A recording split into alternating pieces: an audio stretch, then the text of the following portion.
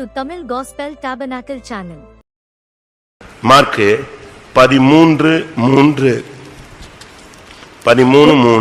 பின்பு அவர் தேவாலயத்துக்கு எதிராக ஒலிவமலையின் மேல் உட்கார்ந்திருக்கையில் பேதுருவும் யாக்கோவும் யோவானும் அந்திரேயாவும் அவரிடத்தில் தனித்து வந்து, இவைகள் எப்பொழுது சம்பவிக்கும்?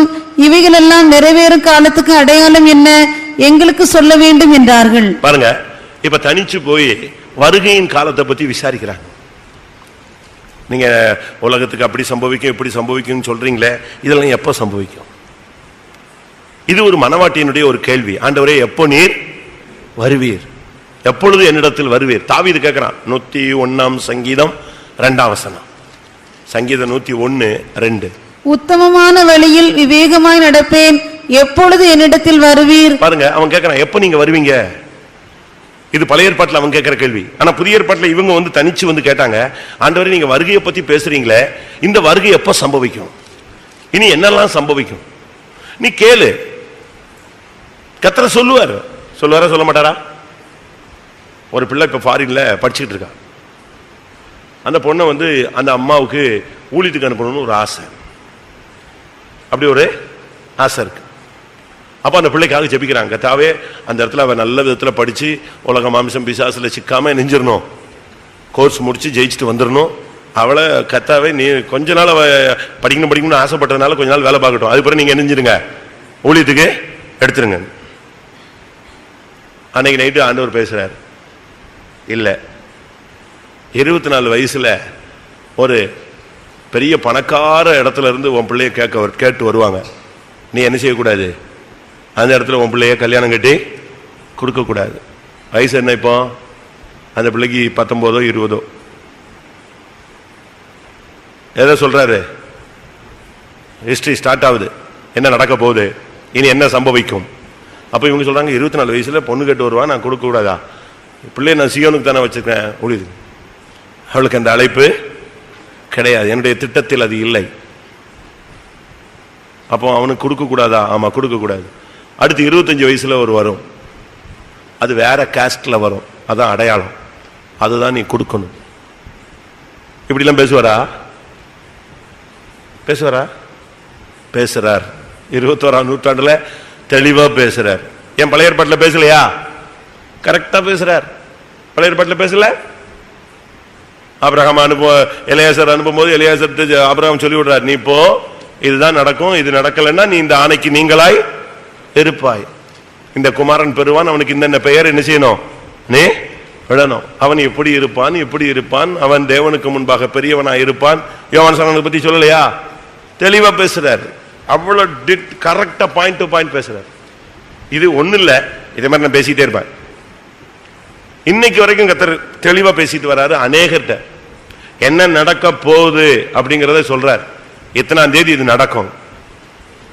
ஒரு பிள்ளைக்கு ஃபாரின் போறதுக்கு விசா கிடைக்கல, போராடுது, பயங்கரமா போராடுது, ஜெபிக்குது, என்னெல்லாமோ ட்ரை பண்றாங்க. ஃபாரின்ல இருந்து அந்த புருஷன் வந்து அவன் எம்பசி மூலமா MP மூலமாலாம் இந்தியன் எம்பசிட்ட இது பேசுறான், எப்படியாவது சீக்கிரம் என்ன செய்யுங்க, விசா கொடுங்க. அப்ப அந்த பிள்ளை எனக்கு போன் பண்ணி சொல்றா, எனக்கு விசாவே கிடைக்கல. நான் சொன்னேன், என்னத்தை ஜெபம் பண்ண? ஆண்டவர் என்ன சொன்னாரு? ஆண்டவர் எனக்கு சொன்னாரு 20ஆம் தேதின்னு சொன்னாரு. இன்னைக்கு எத்தனாம் தேதினா? 23. அப்ப அடுத்த மாசம் 20 தான். இனிமே 23 எங்க போகாது? சூரியன் 10 பாக திரும்பி போற மாதிரி டேட் எங்கிட்டு போகாது? 3 டேட் முன்னால போவாது. இன்னும் ஒரு மாசம் உட்காரு, உனக்கு ஒழுங்கா ஜெபிக்க தெரியல, ஒழுங்கா ஜெபம் பண்ணுன்னு சொல்லிட்டு நான் சத்தம் போட்டு விட்டேன். 23ஆம் தேதி அவளுக்கு 24ஆம் தேதி காலையில விசா வந்துருச்சு. எங்க வந்துருச்சு? போஸ்ட்ல. பார்த்தா 20ஆம் தேதி கையெழுத்தாயிருக்கு. எது? விசா சைனிங் டேட் இருந்து. இப்படியும் பேசுறார். அந்த அளவு நமக்கும் தேவனுக்கும் என்ன வேணும்? ஒரு தனிமை பிரேயரை என்ன செய்யணும்? நீங்க வளர்த்துக்கங்க. கர்த்தர் உங்களை பத்தியும் பேசுவாரு, நம்முடைய குறைவு பத்தியும் பேசுவாரு, இனி என்ன சம்பவிக்கும் என்பதையும் குறித்து என்ன செய்வாரு? பேசுவாரு. வருகைக்கு முன்னால உன்னை ஆயத்தப்படுத்துற வேலையும் உனக்குள்ள என்ன செஞ்சுக்கிட்டே இருப்பார். மனவாட்டியாக இருந்தால் உனக்குள்ள ஒரு ரெடினஸ், ஒரு ஆயத்தம், ப்ரிப்பரேஷன் நடந்துகிட்டே இருக்கும். ஆட்டோமேட்டிக்கா செஞ்சுக்கிட்டே இருக்கும். அந்த ப்ராசஸ் உனக்குள்ளேயே ஜபம், உனக்குள்ளேயே உபவாசம், உனக்குள்ளேயே தெய்வீகம், உனக்குள்ளேயே மன்னிப்பு, உனக்குள்ளேயே தாழ்மை, உனக்குள்ளேயே விட்டு கொடுத்தல், அப்படியே உன்னை வந்து மோல்டு பண்ணிட்டே வருவாரு. மாத்தி மாத்தி மாத்தி மாத்தி மாத்தி அழகா என்ன செய்வாரு ஆண்டவர் செய்வார். செய்வாரா? முந்தைய நாட்கள்ல நீங்க பாத்தீங்கன்னா இந்த தீக்குச்சி தயாரிக்கிறதுக்கு மரத்தை எடுத்து வெட்டிட்டு வருவான். அது வெட்டிட்டு வந்து அதுக்கு குச்சி குச்சி குச்சி குச்சி அது ஒரு மிஷின் போட்டு என்ன செய்வாங்க, வெட்டி எடுப்பாங்க. திருப்பி ஒரு கட்டையில அடுக்குவாங்க. திருப்பி அந்த கட்டையை அடுக்கி அந்த கெமிக்கல் என்ன செய்வாங்க, டிப் பண்ணுவான். திருப்பி எடுத்து அதை ஒரு இத்தனை நாளுக்கு என்ன செய்வான், காய வைப்பான். திருப்பி அதை எடுத்து மொத்தமா காய போட்டு திருப்பி 50 எடுத்து பெட்டியில் எடுக்குவான். திருப்பி அதுக்கு லேபிள் ஒட்டி அதை எடுத்து எக்ஸைஸ் ஒட்டி அது வெளியே வரும். இப்ப இந்த வேலையே கிடையாதுங்க. ஒரே மிஷின். அந்த குச்சியை வெட்டி அந்த அளவு உள்ள குச்சியை மிஷின்ல இருந்து ரெடி பண்ணி கொண்டு வந்து இதுல கொட்டிட்டா போதும், குப்பை மாதிரி கொட்டிட்டா போதும். கொட்டிட்டு நின்றுட்டு இருக்கும் போதே அது என்ன செய்யும், லைன் பண்ணும், போய் டிப் பண்ணும். அப்படியே ஒரு 2-3 சுத்து ஹீட்டர்ல ஒரு சுத்து சுத்தும், அதுக்குள்ள நெஞ்சிரும், காஞ்சிரும். அடுத்து அங்க கொட்டும். அடுத்து அதே மிஷின்லயே 50 போட்டு நீ உட்காந்து எண்ணிட்டு இருக்க வேண்டியதில்லை. அதுவே டக்கு டக்கு டக்குன்னு போடும், மூடும், லேபிள் ஒட்டும், வெளியே தள்ளிட்டு போயிடும். இதெல்லாமே நான் சொல்றது மாதிரி இதே ஸ்பீட்ல போகும். எப்படி இருக்கும்? அதே மாதிரி இந்த லேமினேஷனுக்கு இந்த ஃபெவிகாலை போட்டு இந்த அட்டையை போட்டு ஒட்டுவான். இதை சுற்றி சுற்றி சுற்றி சுற்றி சுற்றி போய் ஒரு பெரிய பண்டில் ஆகி அது ஒரு 3 நாள் காய வச்சு, ஏன்னா லேமினேஷனோட அந்த பேப்பர், அந்த பிளாஸ்டிக் பேப்பர் வந்து அந்த அட்டையோட ஒட்டணும். அதுக்கு ஃபெவிகால் அதுக்கு போட்டு ஒட்டி அது வச்சு காய வச்சு திருப்பி அதுக்கு ஒரு 15-20 பெண்களை போட்டு நான் என்ன செய்வாங்க, வெட்டி கட் பண்ணி எடுத்து கொண்டு வருவாங்க. இப்போ நம்ம விசுவாசி பையன் ஒரு மிஷின் வச்சா நான் போய் பார்த்தேன்.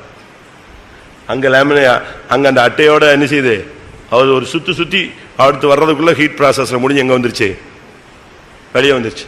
வெளியே வந்த உடனே நான் அது எப்படி வெட்டுவீங்கன்னு கேட்டேன். வெட்டுறதுக்கு சும்மா ஒரு சுண்டு சுண்டுது, லைட்டா ஒரு சுண்டு, ஒரு வீல் மாதிரி நிக்குது ஒண்ணு, அப்படி ஒரு சுத்து சுத்தம் டப்புன்னு இவன் நிலத்துக்கு வெட்டிருக்கு. அது திருக்கி விடுறான் பாருங்க ஸ்பீடு. இவங்க 7 நாள் செய்யறத அது 7 நிமிஷத்துல நெஞ்சிருது. 7 நிமிஷம் தான், எல்லாத்தையும் அடிச்சு தூக்கி போட்டு போயிடும். அது பிறகு அதுவே அடுக்கி கொண்டு போய் வெளியே கொடுத்துரும், வச்சுக்கோங்க. இதே போல ஆரோனுடைய கோல் என்ன செஞ்சது, மற்ற நேரத்தில் என்ன செய்யும், செடியை வெட்டி வச்சு எரு ஊற்றி தயிர் போட்டு தண்ணி ஊற்றி அதுக்கு அப்படியே பாதுகாத்து பாதுகாத்து அது ஒரு சின்ன முளை விட்டு அதுக்கு ஒரு சீசன் வந்து அது பூத்து காய்ச்சி கனி கொடுக்கும். ஆரோனுடைய கோல் என்ன பண்ணிச்சு, குயிக் ப்ராசஸ், ஹீட் ப்ராசஸ், ரொம்ப ஸ்பீடா வச்சாரு. என்னது, ஒரே நைட்டுக்குள்ள நெஞ்சணும், துளிருடணும், பூக்கணும், காய்க்கணும், பாதுமை பழம் கொடுக்கணும். இதுதான் இப்ப நடக்க போது வருகையில. ஒரே நைட்டுக்குள்ள உன்னை ஓட்டு உருட்டி எடுத்து கொண்டு போய் மனவாட்டியா தூக்கி கொண்டு போய் எங்க விட்டுருவாரு. அதான் நடக்க போகுது. இவன் கேட்கறான், இந்த 2-3 பேரும் தனிச்சு வந்து கேட்கறாங்க, ஆண்டவரே இது எப்போ நடக்கும், உலகத்தின் முடிவில் இப்படிலாம் நடக்கும்னு சொல்லியிருக்காங்களே. இவங்க எல்லாம் தனியா வந்து, ஏன்னா மற்றவங்க நிற்கும் போதெல்லாம் என்ன செய்ய முடியாது, இதை பேச. உன் கேளு, உன் குடும்பத்தில் உன்னுடைய வாழ்க்கையில அடுத்து என்ன சம்பவிக்க போகுது, அது ஆண்டவருடைய சமூகத்தில் நீ கேட்கலாம், அதுல ஒன்றும் தடை இல்லை. தானியேல் 10ஆம் அதிகாரம் 8ஆம் வசனம். தானியேல் 10:8. நான் தனித்து விடப்பட்டு அந்த பெரிய தரிசனத்தை கண்டேன், என் பலனெல்லாம் போயிற்று. தனித்து விடப்பட்டு அந்த பெரிய தரிசனத்தை கண்டேன். ஒரு சிலர்லாம் இன்னும் தானியேலாவே இருக்காங்க. ஒரு நாள் பார்த்த சொப்பனம் அடுத்த நாள் என்ன செய்யுது, கண்டினியூ ஆகுது. அப்படி யாருக்காவது இருக்கா? நமக்கு படுக்கிறதுக்கே நேரம் இல்லை, படுத்த உடனே கண்ணை மூடினாங்கன்னா போதும். ஒரு சிலர் பேசிட்டு இருக்கும்போது தூங்கிடுவாங்க, வண்டி ஓட்டும் போது தூங்குற மாதிரி, அவ்வளவுதான். அது பிறகு சொப்பனம் கிடையாது, தரிசனம் கிடையாது, வெளிப்படுத்தல் கிடையாது, ஒண்ணுமே கிடையாது. செத்து மாதிரி கிடப்பான். காலையில எழுப்பி விட்டா திருப்பி எழுந்துச்சு மிஷின் மாதிரி ஒர்க் பண்ணும். ஆனா தானியேல் சொல்றான், நான் தனித்து விடப்பட்டு அந்த பெரிய தரிசனத்தை கண்டு திகிலடைந்து போனேன். தனிமை என்பது தேவன் தன்னுடைய சித்தத்தை வெளிப்படுத்தும் நேரம். நீங்க பாருங்க, தானியேலுக்கு கிடைச்ச தரிசனம் இன்னைக்கு வரைக்கும் இன்னும் முடிவு என்ன செய்யல, வரல. அவன்கிட்ட சொன்னாரு, முடிவு காலம் மட்டும் இது என்ன செய்யும், இருக்கும். இப்பவும் நடக்குதா இல்லையா? தானியேல் பார்த்த தரிசனங்கள் சொப்பனங்கள்லாம் இன்னும் வெயிட்டிங்ல இருக்கு. இன்னும் இப்பவும் கூட அதனுடைய முடிவு கண்டிஷன் ஒரு 90% நெஞ்சிருச்சு, இன்னும் 10% நிறைவேறாம இருக்கு. அவ்வளவு தரிசனம் பார்த்திருக்கான். கர்த்தர் உங்களோடு பேசுறாரா? தெளிவா பேசுவார். ஆண்டவர் ஒரு காலத்துல மறைமுகமா பேசினாருங்க. ஆனா இப்ப அப்படி இல்லை. ரொம்ப அழகா தெளிவா எந்த இது நடக்க போகுது, உனக்கு இது நடக்கும், இது நடக்காது, இது கிடைக்கும், இது கிடைக்காது, ரொம்ப தெளிவா பேசுறார். அந்த அளவு நாம் இந்த நாட்களில் தனிச்சு ஆண்டவர்கிட்ட போராடணும். இயேசு தனிமையில் இருக்கும் பொழுது மற்றவங்களுடைய கஷ்டங்களை புரிந்து கொண்டார். சீசர்கள் தனியா இருக்கும் பொழுது இயேசுவிடத்தில் தங்களுடைய குறைகளை கேட்டு தெரிந்து கொண்டார்கள். சீசர்கள் இயேசு தனியா இருக்கும்போது இனி என்ன சம்பவிக்கும் என்பதை தனித்து கேட்டு அறிந்து கொண்டார்கள். தானியேல் தனித்து இருக்கும் பொழுது கர்த்தர் மகிமையான தரிசனங்களை வெளிப்படுத்தினார். நீங்க இந்த பிராக்டிஸ்லாம் வரணும். யார்கிட்டயாவது போய் ஜெபிச்சிங்களா, என்ன தெரிஞ்சது சொல்லுங்க அப்படின்ட்டு போய் நீங்க மற்றவன்கிட்ட கேட்க வேண்டிய அவசியம் இல்லை. நீ உன்னிடத்துல மற்றவன் கேட்கிற மாதிரி நீ என்ன செய்யணும்? ஜெபிக்கணும். ஏன் அந்த பக்கத்தில் உள்ளவன்கிட்ட பேசுறவர் உன்கிட்ட பேச மாட்டாரா? அதே சீவனுக்கு தான் உன்னையே கொண்டு போக போறாரு, அதே எருசலேமுக்கு தான் உன்னையே என்ன செய்ய போறாரு? கொண்டு போக போறாரு. அவருக்குள்ள எந்த பட்சபாதமும் கிடையாது. ஒரே டைம் தான் நம்ம எல்லாம் பரலோகத்துக்குள்ள போக போறோம். அப்ப அவங்க கிட்ட பேசுறதே உன்கிட்ட பேசக்கூடாதா? காரணம் வேற ஒண்ணு இல்ல, அவனுடைய செவி திறந்திருக்கு, அவன்கிட்ட பேசுறாரு, உன் செவி திறக்கல, அதனால உன்கிட்ட என்ன செய்யல, பேச முடியல. ஒரே தரிசனத்தை சில இடங்கள்ல பாத்தீங்கன்னா ஒரே மாதிரி சொல்லுவாங்க. ஒரு நாள் பாத்தீங்கன்னா நீங்க மெசேஜும் ஒரே மாதிரி இருக்கும், தீர்க்கதரிசனம் ஒரே மாதிரி இருக்கும், சாட்சியும் ஒரே மாதிரி இருக்கும், பாட்டும் ஒரே மாதிரி இருக்கும். அதுதான் கரெக்ட். சில நேரங்களில் நாங்கள் மெசேஜ் எடுத்துட்டு வருவோம், கன்ஃபார்ம் பண்ண முடியாம இருக்கும். இதை பேசிடலாமா பேச வேணாமா, அடிப்பாங்க. தீர்க்கதரிசனம் கரெக்டா நினைஞ்சிடும், கன்ஃபார்ம் ஆயிடும். அப்படி தீர்க்கதரிசிகளும் இருக்காங்க. சில இடத்துல பாட்டிலேயே நமக்கு கன்ஃபார்ம் ஆயிடும். ரைட், அந்த பாட்டு வார்த்தைகள் வந்தோடனே ரைட்டு, இதுதான் இன்னைக்கு என்னது மெசேஜ். அந்த அளவு நமக்கு தரிசனம் வெளிப்படுத்தல் நமக்கு தேவை. தரிசனம் இல்லாத இடத்தில் ஜனங்கள் சீர்கெட்டு போவார்கள். கடைசி நாட்களில் மாம்சமான யாவர் மேலும் நான் ஆவியை ஊற்றுவேன், அப்பொழுது அவர்கள் தரிசனம் காண்பார்கள். தேவனுடைய ஒரு தொடர்புக்கு பேர் தான் தரிசனம். அடுத்ததாக உபாகமம் 33:28. உபாகமம் 33:28. இஸ்ரவேல் சுகமாய் தனித்து வாசம் பண்ணுவான், யாக்கோபின் ஊற்றானது தானியமும் திராட்சரசம் உள்ள தேசத்திலே இருக்கும். இஸ்ரவேல் சுகமாய் தனித்து வாசம் பண்ணுவான். தனித்து வாசம் பண்ணுகிறதுல ஒரு சுகம் இருக்கு. ஆண்டவரோடு இருக்கிற ஒரு தனிமையான ஒரு அனுபவத்துல இந்த தனித்து வாசம் பண்ணுவான் அப்படின்னா என்ன? அந்த வசனம் திரும்ப வாசிங்க. இஸ்ரவேல் சுகமாய் தனித்து வாசம் பண்ணுவான், யாக்கோபின் ஊற்றானது தானியமும் திராட்சரசம் உள்ள தேசத்திலே இருக்கும். அவருடைய வானமும் பனியை பெய்யும். அவருடைய வானம் பனியை பெய்யும். அது என்ன? அவருடைய வானம், நம்முடைய வானம், அவன் இன்னொருத்தனுடைய வானம். அவருடைய வானம் பனியை பெய்யும். தனித்து வாசம் பண்ணுகிறதுல ஒரு வித்தியாசமான தன்மை என்னன்னா, உபாகமம் 32:2 வாசிங்க. வானம் என்னத்தை பெய்யும்? மலையானது இளம் பயிரின் மேல் பொழிவது போல் என் உபதேசம் பொழியும், பனித்துளிகள் புல்லின் மேல் இறங்குவது போல் என் வசனம் இறங்கும். இதுதான் அங்கு தெளிவாக சொல்லப்பட்ட ஒரு காரியம். வசனம் இல்லாட்ட உபதேசம், இது ஒரு மனுஷனுடைய வாழ்க்கையில தனிமையா இருக்கும்போது அவனுக்கு கிடைக்கக்கூடிய ஒரு அனுபவம். இப்ப நம்முடைய சபையினுடைய உபதேசம்ங்கிறது வேதத்தில் உள்ள ஒரு உபதேசம் தான். ஆனா அதே நேரத்தில் நம்முடைய பரிசுத்தவான்கள் அந்த நாட்களில் உட்கார்ந்து தனித்து ஜெபம் பண்ணி தான் ஆசரிப்பு கூடாரம், பலிகள், இஸ்ரவேல் பயணம், இந்த உபதேசங்கள்லாம் அவங்களுக்கு என்ன செய்தது? கிடைத்தது. அப்படி கிடைச்சதுதான் அவங்களுக்கு இந்த வெளிப்படுத்தல்கள் தான். அதனால நீ தனித்து வாசம் பண்ணும் போது அவருடைய வானம் உனக்கு என்ன செய்யும்? பனியை பெய்யும். உபதேசம் இறங்குவதை காண்பிக்கிறது. தனிமையா இருக்கும்போது கர்த்தர் உன்னோடு உபதேசத்தை பேசுவார். அதான் அதனுடைய முக்கியமான அனுபவம். அவருடைய வானம், மறுபடியும் சொல்லுங்க, பனியை பெய்யும். என் உபதேசம் பொழியும். எப்படி பொழியும்? பனித்துளிகள் புல்லின் மேல் இறங்குவது போல வசனம் இறங்கும். மழையானது இளம்பயிரின் பொழிவது போல உபதேசம் பொழியும். அப்ப இதுல இருந்து என்ன விளங்கிக் கொள்கிறோம்? நீ தனிச்சு இருக்கும் போது கர்த்தர் வசனத்தோடு உன்னோடு பேசுவார், உபதேசத்தோடு உன்னோடு பேசுவார். வசனமும் உபதேசமும் ரெண்டு தன்மை உள்ளது. அந்த வசனம் ஒரு மனுஷன் பேசியாச்சுன்னா அவன் எந்த சூழ்நிலை இருந்தாலும் அவனுடைய ஆத்மா என்ன செய்யும்?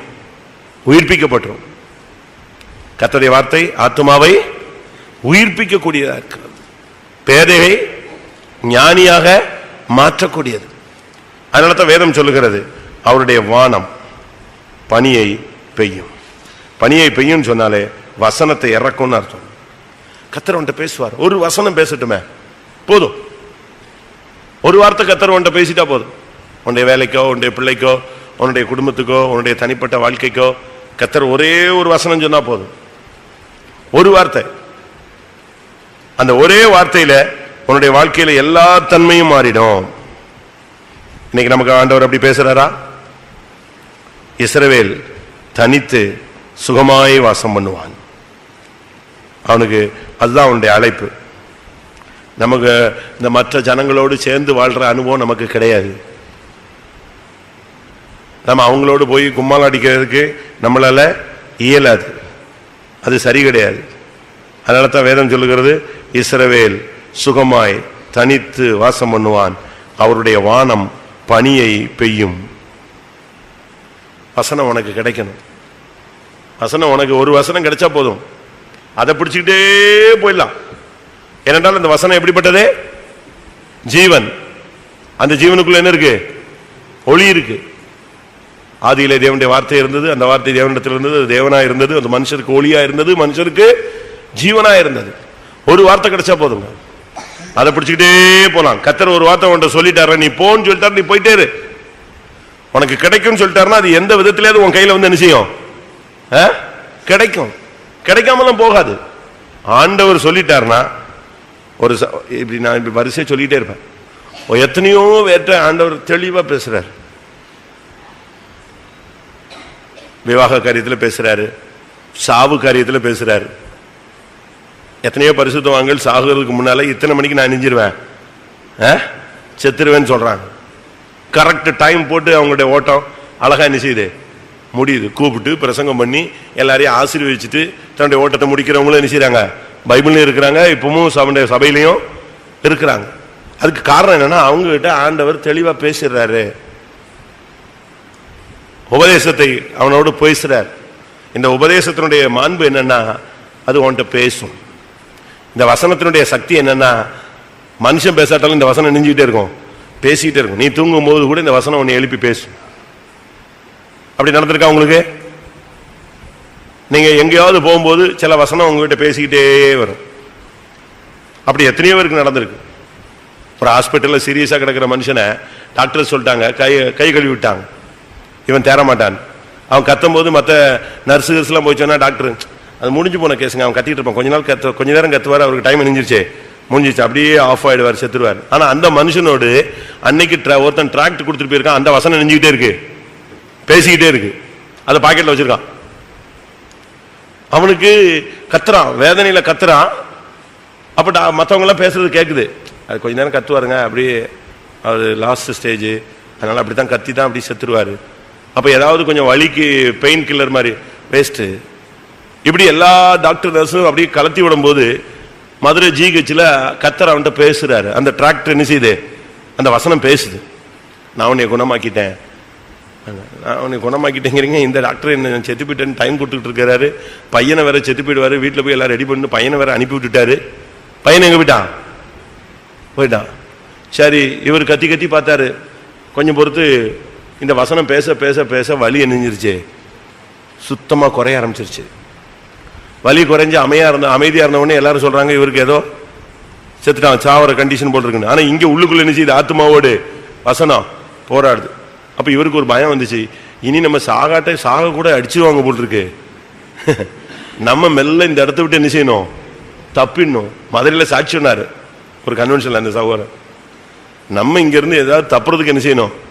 ஒரு வழி பார்க்கணும்னு சொல்லிட்டு எல்லாரும் கொஞ்சம் அசந்து இருந்த நேரத்தில் மெல்ல எந்திரிச்சு நைட் எங்க வந்துட்டான்? வெளியே வந்துட்டாங்க. ஏன்னா நடக்கவே முடியாத நிலவரத்துல இருந்தாரு. டாக்டர் சொன்னதெல்லாம் கரெக்ட். ஆனா இப்போ உள்ள எது வேலை செய்யுது? மெடிசன் வேலை செய்யல, எது வேலை செய்யுது? வசனம் வேலை செய்யுது. இந்த வசனம் போராடி போராடி போராடி நான் அவனை குணமாக்கிட்டேன் அப்படின்னு ஒண்ணு இவனுக்கு சந்தேகமும் இருக்கு, சந்தோஷமும் இருக்கு. எந்திரிச்சான், கையை காலை நீட்டி பார்த்தான், நடந்துட்டான், அப்படியே மெல்ல வெளியே வந்தான். எல்லாரும் இவன் பாத்ரூம் போறான்னு நினைச்ச உடனே இவன் வெளியே நேரம் வாடு வீடை விட்டு அப்படியே ஹாஸ்பிட்டல் வெளியே வந்து ரோட்ல ஒரு ஆள்கிட்ட கொஞ்சம் காசை கேட்டு பிச்சை மாதிரி கேட்டு பஸ் ஏறி எங்கேயும் ஓடி போயிட்டான். உசிலம்பட்டி ஊருக்கே போய் சேர்ந்தான். இன்னைக்கு உயிரோடு இருக்கான். எப்படி இருக்கும்? அங்க போனா வீட்டில் வாசல்ல தட்டி கிட்டிலாம் கட்டி பையன் அடக்கத்துக்கு ரெடி பண்ணிட்டு இருக்கான். இந்த ஆளை பார்த்த உடனே அவன் என்னடா இருந்தாலும் செத்து போயிடுவான்னு சொன்னா பயந்து இருந்தாலும் ஆஸ்பத்திரியிலேருந்து ஓடி வந்துட்டான் போல இருக்கு, சாவுக்கு பயந்துலாம் யோசிச்சாங்க. இன்னைக்கு வரைக்கும் இவரோட இருக்கு. வசனம் உனக்கு அப்படி ஒரு வசனம் இருக்கா? ஏதாவது ஒரு வசனம் உங்கள்கிட்ட பேசியிருக்கா? நிச்சயம் பேசுவார். சோர்ந்து விடாய்த்து உடஞ்சி நொறுங்கி கைவிடப்பட்டு அப்படியே புத்தி பேதலிச்ச மாதிரி இருக்கிற நேரத்தில் பட்டுன்னு ஒரு வசனம் என்ன செய்யும்? வந்து பேசும். நீர் என்னை நம்ப பண்ணின வசனம். அந்த ஒரு வசனம் அப்படி கிடைச்சா போதும், அந்த ஆத்மா அப்படியே கிளியர் ஆயிடும். லாசருவே வெளியே வா. அது ஒரு பெரிய சாதனையான வசனம் கிடையாது, ஆனா தேவனுடைய வார்த்தை. அதனால தனித்து இருக்கும் பொழுது இந்த வார்த்தை கிடைச்சா நீ சுகமாய் தனித்து என்ன செய்யலாம்? வாசம் பண்ணலாம். அடுத்ததாக என்னாகமம் 23:9. கண்மலை உச்சியிலிருந்து நான் அவனை கண்டு குன்றுகளில் இருந்து அவனை பார்க்கிறேன். அந்த ஜனங்கள் ஜாதிகளோட கலவாமல் தனியே வாசமாய் இருப்பார்கள். இது வேறுபாட்டின் ஜீவியத்தை காண்பிக்கிறது. ஜபத்துல மாத்திரமல்ல, நாம போய் எல்லாத்தையும் மிக்ஸ் ஆயிடக்கூடாது, மிங்கிள் ஆயிடக்கூடாது. உனக்கு ஒரு தனித்துவம் இருக்கு, அதை என்ன செய்யக்கூடாது? விட்டு கொடுக்கவே கூடாது. அதனால நீங்க சொந்தக்காரங்க வீட்டுக்கு போகக்கூடாதுன்னு நான் சொல்லலை, நல்லா கவனிச்சுக்கங்க. இப்போ ஒரு சிலர் நம்மளை பத்தி மற்றவங்க தவறா புரிஞ்சு கொள்றதுக்கு காரணம் என்னன்னா, நீங்க இந்த சத்தியத்தை சரியா புரிஞ்சுக்கலாதனாலதான். நான் திரும்பவும் சொல்றேன், மற்ற சபைக்காரங்க நம்ம ஜனங்களை பத்தி நம்ம பத்தி தவறா சொல்றதுக்கு காரணம், நாங்கள் பிரசங்கிக்கிற இந்த உபதேசத்தை நீங்கள் சரியாக புரிந்து கொண்டு செயல்படாததினால். நீங்க என்ன செய்யணும்? இதை புரிஞ்சுக்கிட்டு இதுக்கு ஏத்த மாதிரி நீங்க செயல்பட்டீங்கன்னா அவங்க ஆச்சரியப்படுவாங்க. இப்ப இயேசு வந்து 400 விதவையின் பையனை நடுரோட்ல சந்திக்கிறாரு. அவன் விசுவாசி கிடையாது. அவன் விசுவாசி இல்லை, நான் போக மாட்டேன் அப்படின்னு இல்லை. நீங்க வந்து கரெக்டா போகணும். இப்போ உங்க அண்ணன் கூட பிறந்த அண்ணன் வீட்டில் ஒரு ஃபங்க்ஷன், நான் வேறுபாட்டின் ஜீவியம், நான் போக மாட்டேன். ரைட்டு, நல்லது. திருப்பி ஒரு மாசம் கழிச்சு என்ன, எனக்கு ஒரு 1000 ரூபா தானே ஏன் போய் அங்க நிக்கிற? கேவலம் இல்ல அது? புரியுதா நான் சொல்றது? சரியா? உங்க அண்ணன் வீட்டில் கல்யாணத்துக்கு போக மாட்டேன், நீ உனக்கு சத்தியம் வைராக்கியம் சரி வெறியோ யாரோ உனக்கு ஒரு வித்தியாசமான உபதேசம் பண்ணி கொடுத்துட்டா, உனக்கு மண்டையில் ஏறிடுச்சு, நீ செயல்படுத்திட்ட.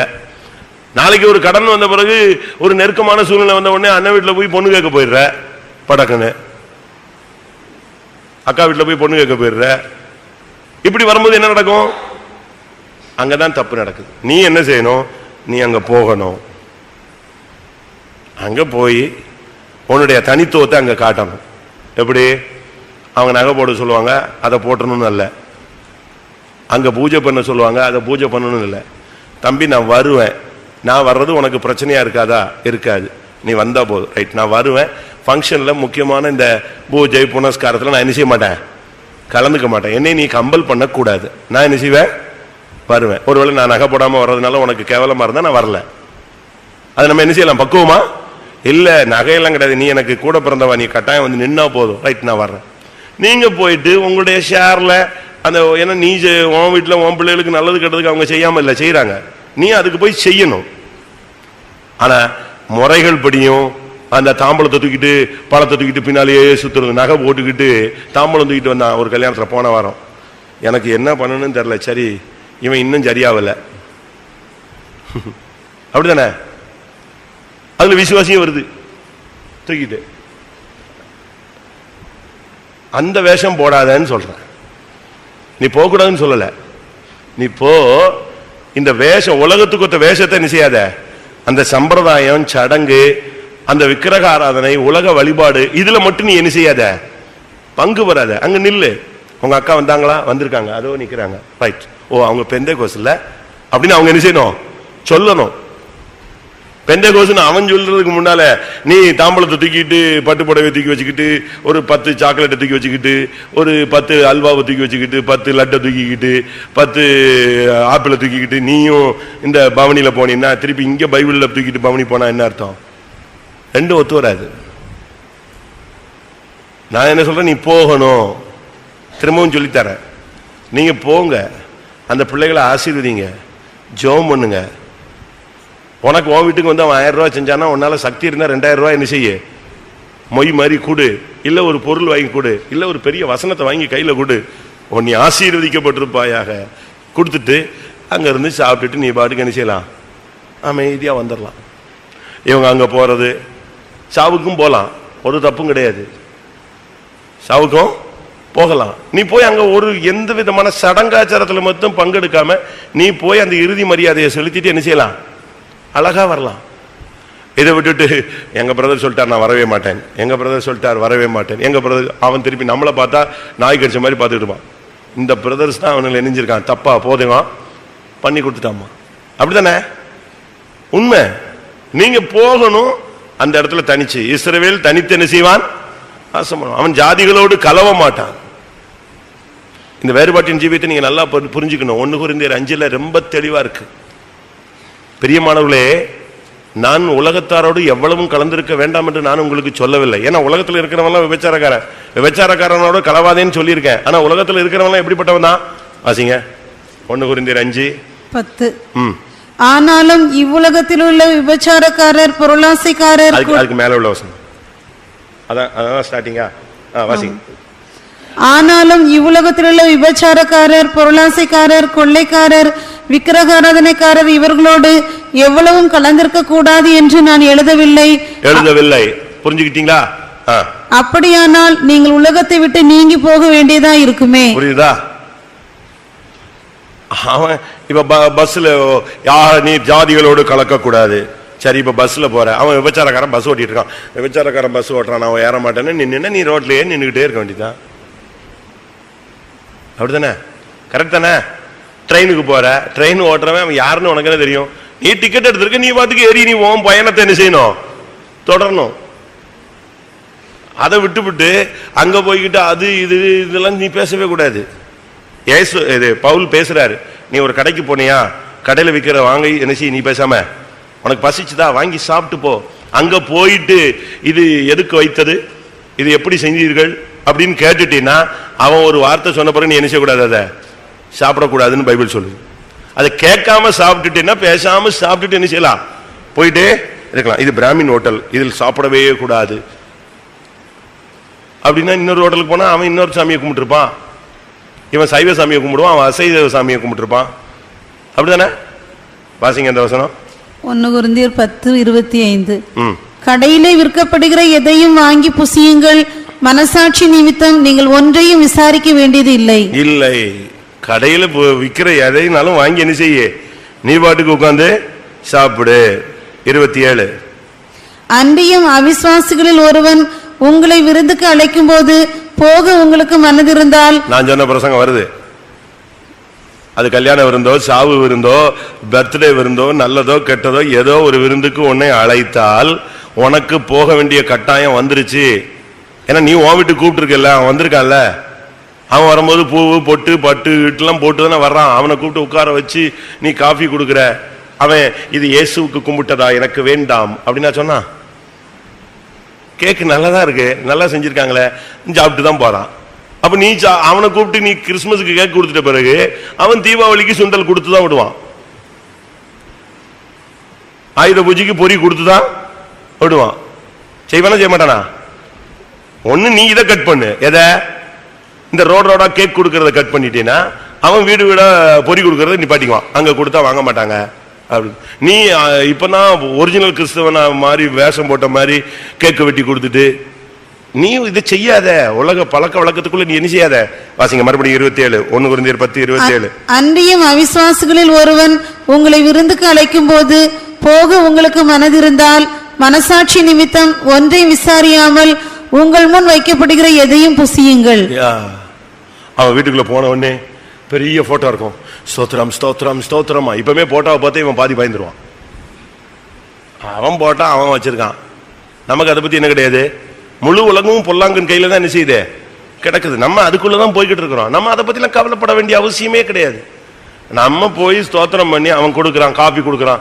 ஐயோ, ஒரு இந்து வீட்டுல காப்பி குடிச்சிட்டேன், இந்து வீட்டுல காப்பி குடிச்சிட்டேன். நீ யாரு, பெரிய வாரத்துல இருந்து வந்த தெய்வ புத்திரனா? நீயும் ஒரு காலத்துல இந்துவா தான் என்ன செஞ்ச இருந்த, இல்லாட்டா பாவியா இருந்த. ஏதோ கிறிஸ்தவனா இருந்தாலும் பாவியா இருந்த. அப்படித்தான் நம்ம பார்க்கணும். அதனால பைபிள் இதை தெரியாம ஏதாவது ஒரு ஆள் நம்ம ஆளுக்கு சூடா பிரசங்கம் பண்ணிடுவான். அதோட நம்ம ஆளுங்க பாதி பேர் சொந்தக்காரன் விட்டு பக்கமே நினைச்சது இல்லை, போறதே கிடையாது. நாங்கள் தெய்வீகம் பிரசங்கம், நாங்கள் பெந்தேகோஸ்மா. அவன் அதுக்கு பிறகு பெந்தேகோஸ் பக்கம் அவன் வரவே மாட்டான். நீ போய் அவன்கிட்ட நின்று அவனுடைய சாவு நல்லது கெட்டதுல கலந்து கொண்டு அவனை எல்லாம் பண்ணும்போது தான் அவனுக்கு இவங்க நமக்கு என்ன செஞ்சாங்க, உதவி செஞ்சாங்க. நீ ஒரு நாள் கூட்டு பாரு, சும்மா கூட்டத்துக்கு வந்துருவாங்க. நமக்கு மற்றவங்களை இழுக்க தெரியாது, துரத்த தெரியும். அதான் ப்ராப்ளம். நமக்கு பிரச்சனையே என்னதுதான், தமிழ்ல சொல்லுவான், பிடிச்சுக்கிட்டு ஒருத்தனை அடிச்சா அடி வாங்கிக்கிட்டே இருப்பான். வந்த உடனே பலார்னு அடிச்சா அவன் அதோட இதோட மூஞ்சில கூட முழிக்க மாட்டான். உங்களுடைய வாழ்க்கையில நீங்க சத்தியத்தை புரிஞ்சுக்க வேண்டிய ஒரு நேரம் இதுதான். அதனாலதான் பைபிள் சொல்லுது, நீ கடைக்கு போனியா வாங்கி சாப்பிடு, பேசி போயிட்டே இரு. அங்க போன உடனே கடையில ஒரு பெரிய போர்டு இருக்கும், இந்த கடையில வாங்கக்கூடாது, அடுத்த கடை, அடுத்த கடையில பெரிய பள்ளிவாசல் மாதிரி வச்சிருப்பான், அடுத்த கடை சிஎஸ்ஐ, அவன் வசனம் போட்டுறாங்க, இது சிஎஸ்ஐ. பெந்தேகோஸ்காரன் கடை அந்த ஊர்லயே கிடையாது. நீ என்ன செய்வ, சுத்தி தான் வரணும். பெந்தேகோஸ்காரன் கடையில நம்ம ஜாப் பண்ணணும்னா எப்படி பண்ண முடியும்? தேவையே இல்லை. நம்ம போறோமா, நமக்கு தேவையா, பசியா, வாங்கி சாப்பிடு. சொந்தக்காரன் வீட்டுக்கு போ, எல்லாரும் தேவை, போ. ஆபத்துக்கு உதவவே சகோதரன் பிறந்திருக்கிறான். அவன் கூட பிறந்ததே உனக்கு உதவுறதுக்கு தான். அவன் வீட்டுக்கு போ, சுவிசேஷம் சொல்லு. உனக்கு மனசாட்சியில ஏதாவது இடிக்குதா, இது பூஜையில பண்ணது, இது தெய்வீகமான காரியம் அல்ல அப்படின்னு தோன்றுச்சுன்னா நீ என்ன செய்ய, எனக்கு இந்த சாப்பாடு வேண்டாம் சொல்லு. அவன் ஏம்பா, இல்ல தேவையில்லை, எனக்கு இது ஒத்து வராது. அதே 1 கொரிந்தியர் 10:28, 1 கொரிந்தியர் 10:28 பாருங்க, 29, 28. ஆயினும் இது விக்கிரகங்களுக்கு படைக்கப்பட்டது என்று ஒருவன் உங்களுக்கு சொன்னால் அப்படி அறிவித்த நிமித்தமும் மனசாட்சி நிமித்தமும் புசியாதிருங்கள். போதுமா?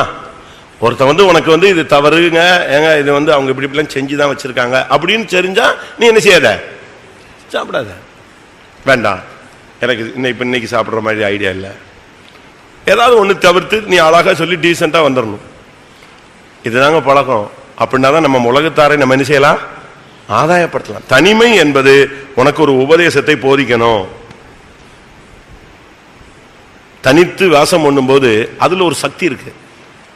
இந்த தனிமை என்று சொல்றதுல இவர்கள் ஜாதிகளோடு கலவாமல் தனித்து வாசம் பண்ணுவார்கள் அப்படிங்கிறது என்னது, வேறுபாட்டின் ஜீவியம். மற்றவங்களோடு மிங்கிள் ஆகாம, ஒரு விக்கிரகாரன்ல போய் கல்யாணம் கட்டுறது, விக்கிரகாரன்ல போய் சாப்பிடுறது, விக்கிரகாரன்ல கோயிலே போய் உட்கார்ந்துக்கிறது, இப்படி நம்ம செய்யும் பொழுதுதான் வேறுபாட்டின் ஜீவியம் என்ன செய்யுது, நஷ்டப்படுது. இந்த இடத்துல நீங்க பாருங்க, ஜாதிகளோடு கலவாமல் தனித்து வாசம் பண்ணுவார்கள் சொன்ன பிறகு அதுக்கு பிறகு அவங்க செஞ்ச தப்பு என்ன, மோவாபின் ஸ்திரீகளோடு என்ன செஞ்சாங்க, விபச்சாரம் பண்ணாங்க. அதுதான் என்னது, தவறுன்னு சொல்லி தேவன் கைவிட்டார். வேறுபாட்டின் ஜீவியம் என்கிறது தாறுமாறாய் ஜீவிக்க கூடாது என்பதனுடைய அடையாளம். அப்போஸ்தலர் 2ஆம் அதிகாரத்துல அந்த ஜனங்க கேட்கறாங்க, நாங்க என்ன செய்யணும்? உடனே பேதுரு சொன்ன முதல் வசனம், மாறுபாடான இந்த சந்ததியை விட்டு விலகி உங்களை என்ன செஞ்சுக்கோங்க, ரட்சித்துக்கோங்க. நீங்க அவங்கள ரட்சிக்க போறேன்னு சொல்லிட்டு நீங்க உங்களை கெடுத்துறாதீங்க. உங்களுடைய தனித்துவத்தை நீங்க என்ன செய்யுங்க. நீங்க பாருங்க, இஸ்ரேல் நாடு இன்னைக்கும் தனிச்சு நின்று நெஞ்சுக்கிட்டே இருக்கான், ஜெயிச்சுக்கிட்டே இருக்கான். ஆனா அவனுக்கு ஃபுல் சப்போர்ட் அமெரிக்கா பண்ணுது. ஆனா அமெரிக்கா சொன்னாலே சில நேரத்தில் கேட்க மாட்டான். சப்போர்ட் பண்றதுல யாரு, கிறிஸ்தவ நாடுகள் தான் பண்ணுது. ஆனா உச்சகட்டத்தில் நிற்கும் போது யாரு சொன்னாலும் நிச்சய மாட்டான், அதெல்லாம் எங்களுக்கு தனிதான் அப்படின்ற. அதே போலதான் நீ எல்லாரோடும் இருக்கலாம், ஆனா உனக்குன்னு ஒரு டைம் வரும்போது நீ என்ன செய்யணும், தனிச்சு வந்துடணும். ஜாதிகளோடு கலக்கக்கூடாது. அப்படி நீ ஜாதிகளோடு கலவாமல் வேறுபாட்டின் ஜீவியம் செஞ்சா உனக்கு விரோதமான மந்திரவாதம் பலிக்காது. அதான் அந்த அர்த்தம். அதுதான் ஒருத்தன் சபிக்க வர்றான், பாலாக்கு போய் பிழையாம கூப்பிட்டு சபிக்க சொல்றான். அவன் சொல்றான், இவங்களை சபிக்கவே முடியாது. அதுக்கு ரீசன் கேட்கறான். அப்பதான் சொல்றான், இவங்க ஜாதிகளோடு நிச்சய மாட்டாங்க, கலக்க மாட்டாங்க, தனித்து வாசம் பண்ணுவான். தனியா நின்றுட்டு இருக்கிற ஆள் ஒரே ஆள், அவனோட ஆண்டவர் இருக்கிறார். அப்பதான் உனக்கு விரோதமா நீ வேறுபாட்டின் ஜீவியம், விபச்சாரம், வேசித்தனம், இந்த மாம்சீகத்தோடு திருடனோடு ஒருமித்து போய் விபச்சாரோட உனக்கு பங்கு வச்சுக்கிட்டு இருந்தா கர்த்தர் உன்னோட என்ன செய்ய முடியாது, நின்று உன்னைய பொல்லாத வல்லமைகளுக்கு தப்புவிக்க முடியாது. அடுத்ததாக லூக்கா 9ஆம் அதிகாரம் 10ஆம் வசனம். அப்போஸ்தலர் திரும்பி வந்து தாங்கள் செய்த யாவையும் அவருக்கு விவரித்து சொன்னார்கள். அப்பொழுது அவர் அவர்களை கூட்டிக் கொண்டு தனித்திருக்கும்படி பெத்சாய்தா என்னும் பட்டணத்தை சேர்ந்த வனாந்தரமான ஒரு இடத்துக்கு போனார். இயேசு அவங்களை கூப்பிட்டுக்கிட்டு போய் தனியா இருந்தார். அவங்க குரூப்பா இப்ப தனியா தேவ சமூகத்துல இருந்தாங்க. அது அவர்களுக்கு இளைப்பாறுதலை கொடுக்கிறது. நம்முடைய வாழ்க்கையில இது ரொம்ப முக்கியமானது. இயேசு அவர்களை அழைத்து கொண்டு போய் தனியே வனாந்தரமான ஒரு இடத்துக்கு போனார். அங்கதான் தேவனுடைய ராஜ்யத்தை பத்தி அவங்கள்ட்ட பேசினாரு. அடுத்த வசனம். ஜனங்கள் அதை அறிந்து அவர் பின்னே போனார்கள். அவர்களை அவர் ஏற்றுக்கொண்டு தேவனுடைய ராஜ்யத்தை குறித்து அவர்களுடனே பேசி சொஸ்தமடைய வேண்டும் என்றிருந்தவர்களை சொஸ்தப்படுத்தினார். ஆண்டவர் உன்னோடு பரலோக ராஜ்யத்தை பத்தி உனக்கு ஒரு வெளிப்படுத்தல் கொடுக்கணும். வருகை குறித்து ஒரு நம்பிக்கை கொடுக்கணும். தனிமையா இருக்கும்போது அவர்களை சொஸ்தமாக்கினார். சொஸ்தமாக வேண்டும், சொஸ்தம் அடைய வேண்டும் என்று இருந்தவர்களை அவர் என்ன செய்தாரு? சொஸ்தப்படுத்தினார். அங்க வந்து தனியா இருக்கும்போது வந்தவங்க எல்லாம் அவர் சுகமாக்கி விட்டார். அப்ப நீ சுகமாகணும்னா நீ தனிச்சு என்ன செய்யணும்? தெய்வ சமூகத்துல இருக்கணும். ஏன் சுவாமி எனக்கு இந்த பலவீனம், ஏன் எனக்கு இவ்வளவு நாள் இவ்வளவு வேதனையில இருக்கிறனே, இந்த முள்ளை பிடுங்க கூடாதா? ஆண்டவர் சொல்றார், என் பலன் உனக்கு பூர்ணமாய் விளங்கும், நான் உன்னை குணமாக்குவேன். எசேக்கியா உட்காந்து அழுகுறான். ஆண்டவரே முகத்தை திருப்பிட்டு உட்காந்து சுவரை பார்த்துட்டா கத்துனா. ஆண்டவர் சொன்னாரு, நான் உன்னை குணமாக்குவேன். உடனே கேட்கறான், எனக்கு என்ன அடையாளம்? நீ 3ஆம் நாளில் எங்க வருவ? என்னுடைய ஆலயத்துல கால் வைப்பாய். எப்படிப்பட்ட ஒரு அடையாளம்? நீங்க தனித்து இருந்தா உங்களுடைய வியாதி சுகமாகும். தேவ சமூகத்துல போராடுங்க. என்னை அழைச்சிங்க, என்னை கூட்டு வந்தீங்க, என்னை இன்னென்ன வியாதியெல்லாம் எனக்கு சுகமாக்குனீங்க, ஏன் இப்ப எனக்கு ஏன் சுகமாக கூடாது? அப்ப சுகமாக்குறதுக்குள்ள உள்ள தடை என்ன?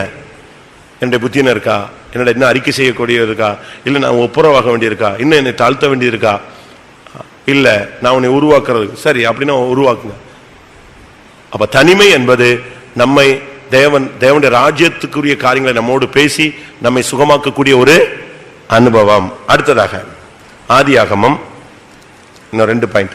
32ஆம் அதிகாரம் 24ஆம் வசனம். யாக்கோபு பிந்தி தனித்திருந்தான்.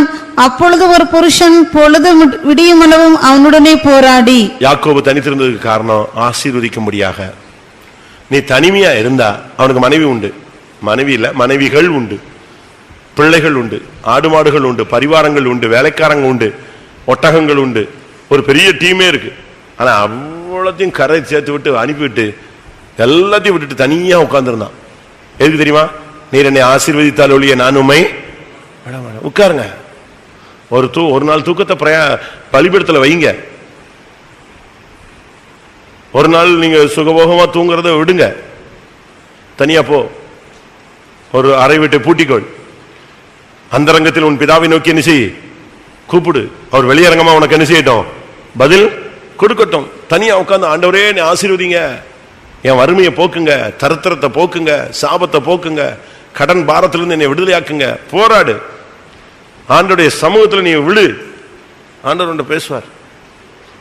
நான் உன்னை ஆசீர்வதிப்பேன் பார், சாதிகளுக்குள்ளே உன்னை உயர பண்ணுவேன்னு சொல்லுவார். சொல்லட்டும். அப்படி ஒரு ஆசீர்வாதத்தை வாங்கிட்டு இங்க வா, வெளியே வா. ஏன் தேவன் அப்படி செய்ய முடியாது? தனிமையில் அவன் பாருங்க, நைட்டெல்லாம் போறான்னா ஆசீர்வாதம் கிடைக்கவே இல்லை. கடைசியில் காலையில அந்த தேவதூதன் சொல்றாரு, எனக்கு டைம் ஆயிடுச்சு, நான் என்ன செய்யணும்? போகணும். இவன் என்ன சொன்னா? சரி ஆண்டவரே நீங்க போயிட்டு வாங்க, நாளைக்கு நைட் நம்ம சந்திப்போம் அப்படியே சொன்னா. உங்களுக்கு டைம் ஆயிடுச்சா? சூரியன் உதிச்சு, அவர் சொல்றாரு பொழுது சூரியன் உதயம் ஆயிட்டு பொழுது விடுகிறது, நான் போகட்டும். உடனே நம்ம என்ன செஞ்சிருப்போம்? சரி ஆண்டவரே நீங்க போயிட்டு வாங்க, நைட்டு வாங்க நம்ம பேசுவோம். நாளைக்கு காலையில யார் இருக்கா வாசல்ல? யார் நிக்கிறா? ஏசா நிக்கிறான் கொல்றதுக்கு. இனி ஒரு 24 ஹவர்ஸ்லாம் டைம் கிடையாது. அதனால இவன் சொன்னா சூரியன் உதிக்கட்டும் அடையட்டும், நீங்க முதல்ல என்ன நினைச்சீங்க? என்னைய தொட்டு ஆசீர்வதிச்சுட்டு விடுங்க, நான் மிச்சத்தை பார்த்துக்கிறேன். அப்ப தனித்து அவன் போராடினான். அப்படி ஏன் நீங்க உங்க குடும்பத்தினுடைய ஆசீர்வாதத்துக்காக மன்றாடக்கூடாது? ஊழியத்தின் ஆசீர்வாதத்துக்காக ஏன் நீ ஜெபிக்க கூடாது? நீங்க என்ன நினைக்கிறீங்க? அந்த 100 ரூபாய் கிடைக்குது, கர்த்தாவே ஸ்தோத்திரம் ஸ்தோத்திரம், அந்த 100 ரூபாய்க்காய் ஸ்தோத்திரம். 100 ரூபாயிலே தான் வண்டி ஓட்டிட்டே இருக்கணும், அதே சாம்பார்லயே. அப்படித்தானே? ஆசீர்வதிங்க ஆண்டவரே. ஆசீர்வாதம், அடுத்து ரெட்டிப்பான ஆசீர்வாதம், அடுத்து 10 மடங்கு ஆசீர்வாதம், ஈசாக்கு 100 மடங்கு ஆசீர்வாதம், இப்பொழுது இருக்கிறதை பார்த்துக்கலாம் உன்னை 1000 மடங்கு பெருக பண்ணுவேன், எங்கள் சகோதரியை நீ கோடாகோடியா. போயிட்டே இருக்கு பாருங்க. அவர் மல்டி மில்லியனரா உன்னைய மாத்திரம் நினைச்சிட்டு இருக்காரு, நீ 150 ரூபாய்க்கு ஜெபிச்சுக்கிட்டே இருக்க. அப்படித்தானே? நம்ம அப்படித்தான் யோசிச்சுட்டு இருக்கோம். நமக்கு நம்முடைய தரிசனம் இவ்வளவுதான். அதான் நான் அடிக்கடி சொல்லுவேன். இந்த பால் யாங்கிச்சோ ஹவுசிங் போர்டு ஒரு வீட்டில் வச்சு இருந்தாராம் கொரியால. வீட்டில் மேலே உள்ள வீட்டில் உள்ள சாக்கடை தண்ணிலாம் பைப் உடஞ்சி உள்ளே வந்துருமா. அதுக்குள்ளே தான் முதல்ல இருந்தார். நீங்கள் அந்த ஹிஸ்ட்ரியை படித்து பார்த்தீங்கன்னா ஆச்சரியமாக இருக்கும். அப்போ ஒரு நாள் ஜெபிச்சாரான், என்ன சுவாமி இப்படி நாற்று எடுத்துக்கிட்டு இருக்கு, இப்படி ஒரு இடத்துல நான் உமக்கு சேவை செய்கிறேன் இல்லையா, எனக்கு சிட்டியில் ஒரு பழைய ரூம் அது கொடுக்கக்கூடாது சிட்டிக்குள்ளே அப்படின்னாராம். திருப்பி ஜெபிச்சாரான், நான் உங்களுடைய ஊழியக்காரன், நடந்து நடந்து நடந்து நடந்து கஷ்டப்படுறேன், எனக்கு புதுசாக நான் ஒன்றும் கேட்கலையே, ஒரு பழைய சைக்கிள் கொடுங்க. இப்படி கேட்டால் எல்லாம் கடைசியில் என்னச்சு, ஒருத்தன் ஃபாரின் போகிற ஆள் ஒரு பழைய ரூம் இருக்குது, நீங்கள் வேணால் நான் வர்ற எத்தனை வருஷம் கழிச்சு வருவேன்னு தெரியாது, வர்ற வரைக்கும் நீங்கள் நினைச்சிக்கங்க, அதை வச்சுக்கோங்க, ஒரு பழைய சைக்கிள் இருக்குது, ஒரு பழைய டேபிள் இருக்குது, 2 சேர் இருக்குண்ணா. இவருக்கு பயங்கர சந்தோஷம், நம்ம ஜபத்தை கத்துற அப்படியே நெஞ்சிட்டாரு, கேட்டுட்டாரு. அதே மாதிரி பழைய சைக்கிள், பழைய ரூமு, பழைய டேபிள், பழைய சேர்லாம் கிடச்சிருச்சு. கொஞ்ச நாள் கழிச்சு ஒரு நாள் யோசிச்சுக்கிட்டே இருந்தாரான், பழசா கேட்டேன், எல்லாம் பழசா கேட்டேன், கொடுத்துட்டார். அப்போ ஆண்டவர் சொன்னாரா, நீ கேட்டதெல்லாம் நான் உனக்கு அப்படியே செய்திருக்கேன், அப்போ நீங்கள் புதுசாக எனக்கு கொடுத்துருங்க. நீ புதுசாக கேட்கவே இல்லையே. அதுக்கு பிறகுதான் அவர் கேட்டாராம், ஆண்டவரே இந்த தேசத்தையே எனக்கு என்ன செய்யுங்க தாங்க. எப்படி தமிழில் சொல்லுவான், எண்ணுவதெல்லாம் உயர்வுள்ளல். நீ பாசிட்டிவாக திங்க் பண்ணணும். நீ 150 ரூபா போதும் ஆண்டவரே, 145 ரூபா கொடுத்தா பரவாயில்ல, 5 ரூபா கழிச்சிட்டிங்களா, சரி சோத்திரம் 2 பாய்களை போட்டா. ஏன் 150 ரூபா கொடுக்கல சுவாமி, நீங்க 150 ரூபா கொடுங்க.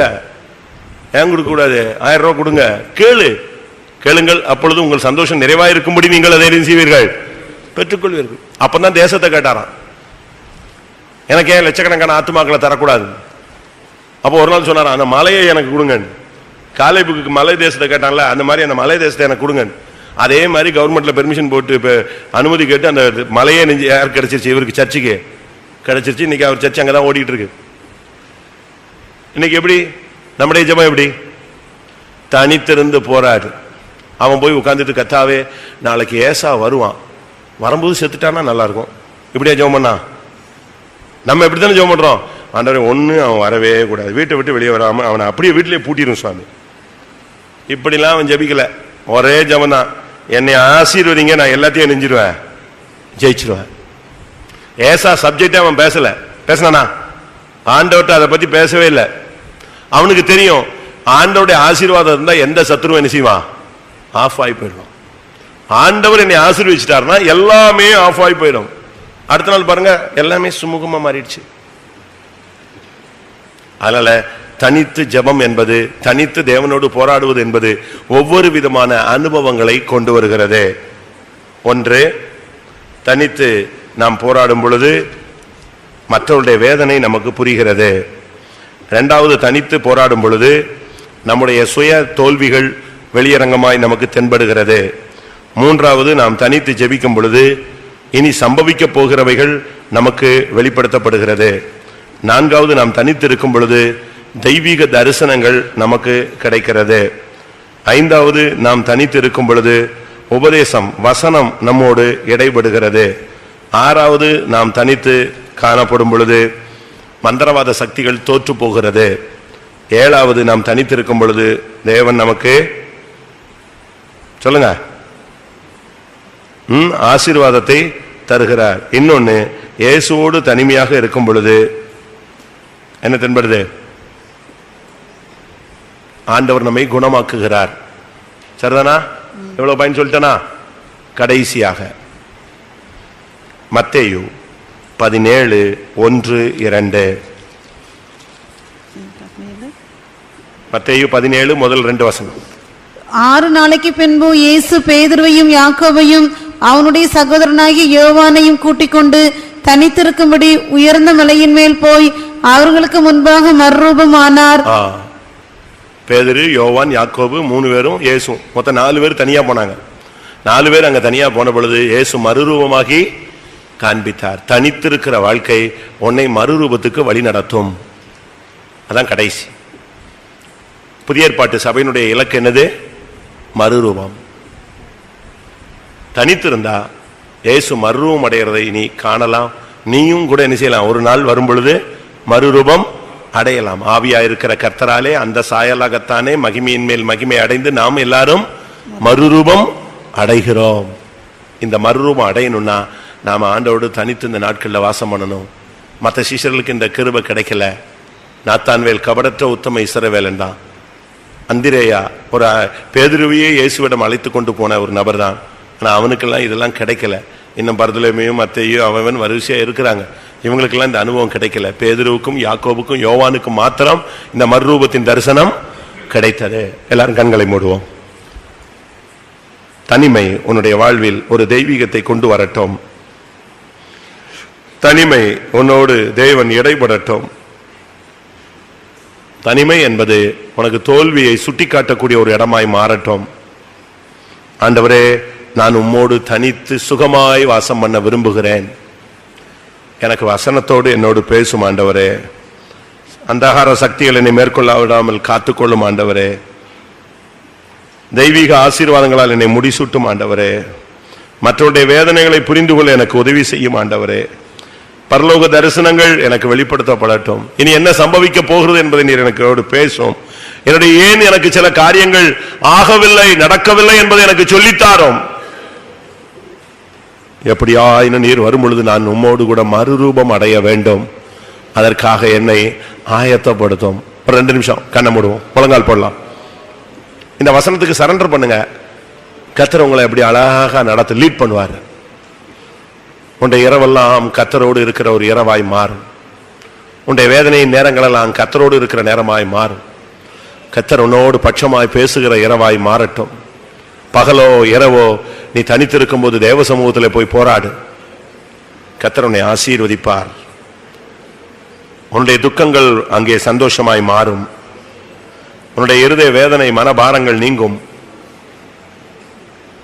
கர்த்தருடைய சத்தத்தை நீ கேட்கலாம். தேவன் உன்னோடு இடைபடுவார். எல்லாரும் தேவனுடைய கரங்களில் சமர்ப்பிப்போம். கர்த்தாவே, இப்பொழுது சொன்ன அனுபவங்கள் எனக்கு வேணும்னு சொல்றவங்க கேளுங்க, கர்த்தர் தருவார். இது ஒரு கிருபை பிரியமானவர்களே. இது எல்லாருக்கும் கிடைக்காது. சீஷர்களுக்கே கிடைக்கல. சீஷர்கள் ஒரு சிலருக்கு இந்த அனுபவம் கிடைத்தது. ஒரு சிலர் போய் ஆண்டவருடைய சமூகத்தில் ஏன் இது சம்பவிக்கவில்லை, ஏன் நடக்கவில்லைன்னு கேட்டு தங்களுடைய அவிசுவாசத்தை உணர்ந்து கொண்டார்கள். இனி என்ன சம்பவிக்கும் என்று கேட்டு அந்த வெளிப்படுத்தலை பெற்றுக் கொண்டார்கள். கர்த்தர் கொஞ்ச நாளாய் உன்னோடு பேசிக் கொண்டு வருகிறார். நீ என்னிடத்துல தனித்து வா என்று சொல்லுகிறார். மோசையிடம் நீ தனித்து வா, யாரையும் அழைத்து கொண்டு வராதே என்று அழைத்து கொண்டு போய் தனியே கொண்டு போய் அவன் கைகளிலே கற்பனைகளை எழுதி கொடுத்து அனுப்பினார். அந்த தெய்வம் இன்றைக்கு நம்முடைய மத்தியில் வந்திருக்கிறார். நீ என்னோடு கூட தனித்து வருவாயா? வனாந்தரத்தில் என்னோடு கூட வருவாயா? யாப்போக்கு நதி அண்டை என்னோடு கூட தனித்து வருவாயா? உயரமான மலையிலே என்னோடு கூட வருவாயா?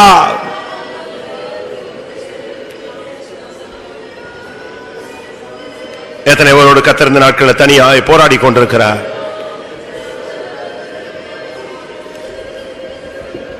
நீங்க ஒப்பு கொடுத்தீங்கன்னா கர்த்தர் இனிமேல் உங்களை தனியாய் உங்களோட பட்சமாய் பேசுவார்.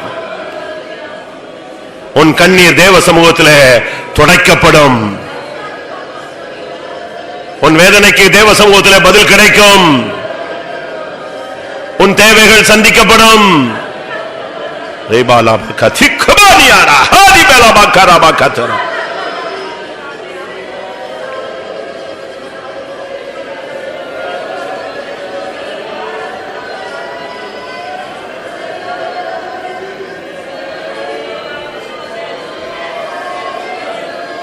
Hallelujah, hallelujah, minahar, heni manat. Amen, amen, amen, amen, amen, amen, amen, amen, amen, amen, amen. Amen. கர்த்தருடைய சமூகத்துக்காய் ஸ்தோத்திரம் பண்ணுவோம். தனித்திருப்பதினால் ஆண்டவரிடத்திலிருந்து நாம் இவைகளை பெற்றுக்கொள்ள முடியும் என்பதை கர்த்தர் நமக்கு சொல்லிக் கொடுத்தபடினால ஸ்தோத்திரம் பண்ணுவோம். Praise the Lord, praise the Lord, praise the Lord, praise the Lord, praise the Lord, praise the Lord, praise the Lord, praise the Lord, praise the Lord, praise the Lord. இந்த அனுபவங்களை பெற்று தனித்திருந்து தேவ சமூகத்திலே போராடி இயேசு வரும் பொழுது மறுரூபமடைய கர்த்தர் அருள் செய்ய முடியாது. ஸ்தோத்திரம் பண்ணுவோம். அருமையான பிதாவே, உம்மை வாழ்த்துதிக்கிறோம். இந்த ஆசீர்வதிக்கப்பட்டதான இரவு வேளைக்காக நன்றி செலுத்துகிறோம். நல்ல போதகராய் நீர் எங்கள் மத்தியில் வெளிப்பட்டு இந்த சத்தியங்களை சொல்லிக் கொடுத்ததுக்காக ஸ்தோத்திரம். தனிமையில் இருக்கும் பொழுது நீர் எங்களோடு எப்படி இடைப்படுகிறீர், எதை எங்களுக்கு சொல்லித்தர விரும்புகிறீர் என்பதை நாங்கள் விளங்கிக் கொள்ள உதவி செய்தீர். இந்த நாட்களில் தனித்திருந்து ஒரு மறுரூபத்தை அடைந்து நீர் வரும் பொழுது உம்மை சந்திக்க எல்லாருக்கும் உதவி செய்யும். காத்துக்கொள்ளும். இயேசுவின் நாமத்தில் வேண்டிக் கொள்கிறோம் பிதாவே.